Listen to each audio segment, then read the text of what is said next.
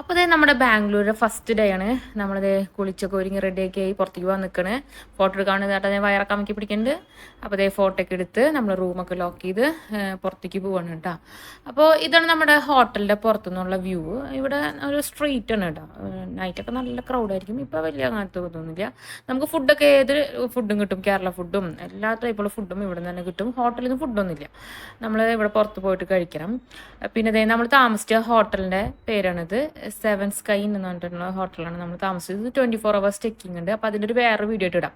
അപ്പോൾ അതേ നമ്മൾ ബാംഗ്ലൂരിൽ പുറത്തേക്ക് ഇറങ്ങിയേക്കണേ. അപ്പോൾ അതേ ബാംഗ്ലൂർ എന്നൊക്കെ പറഞ്ഞപ്പോൾ എൻ്റെ മനസ്സിൽ നമ്മുടെ ബാംഗ്ലൂർ ഡേ സിനിമയില്ലേ അങ്ങനത്തെ ഒരു ബാംഗ്ലൂരായിരുന്നു. നല്ല കളർഫുൾ ആയിട്ടുള്ള ബാംഗ്ലൂർ.